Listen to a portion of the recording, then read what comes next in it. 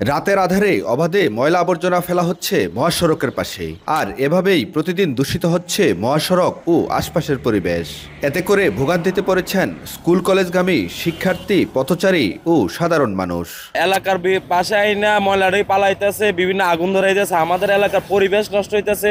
আসা যাওয়ার সময় এদিকে যাওয়ার সময় অনেকজনে রাস্তায় বমি করে ফেলে। অনেক বাচ্চা কাচ্চা স্কুলে যা, হসপিটালে যা, পাশে হসপিটাল, সামনে বাজার, মানুষের যাতায়াত করতে সময় অসুবিধা হয়।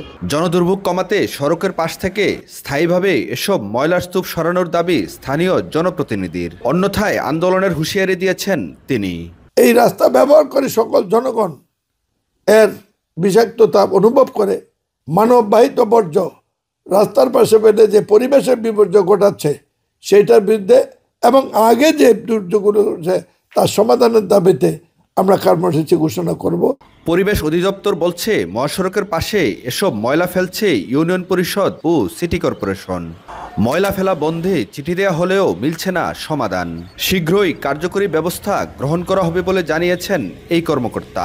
সিটি কর্পোরেশনকে আমরা চিঠি দিয়েছিলাম যে রাস্তার পাশে যেন ময়লা না ফেলে। তারা আমাদের চিঠি পাইলেও তারা এই ধরনের কোনো ব্যবস্থা গ্রহণ করে নাই। জানায় আর কি যে আবার তাদেরকে রিমাইন্ডার দিব যেন তারা এই প্রয়োজনীয় পদক্ষেপ গ্রহণ করে। জেলার সদর দক্ষিণের পদুয়ার বাজার বিশ্ব রোড, বেলতলি, সোয়াগাজী সহ বেশ কিছু স্থানে ময়লার দুর্গন্ধে অসহনীয় হয়ে উঠেছে আশপাশের পরিবেশ। ঢাকা চট্টগ্রাম মহাসড়কের পাশে এভাবেই যত্রতত্র ফেলা হচ্ছে ময়লা আবর্জনা। ফলে দুর্গন্ধে অতিষ্ঠ মহাসড়কে চলাচলকারী যাত্রী, চালক ও পথচারীরা। দুর্গন্ধযুক্ত এই পরিবেশ থেকে পরিত্রাণ চায় সাধারণ মানুষ। আবু মুসা, মাই টিভি, কুমিল্লা।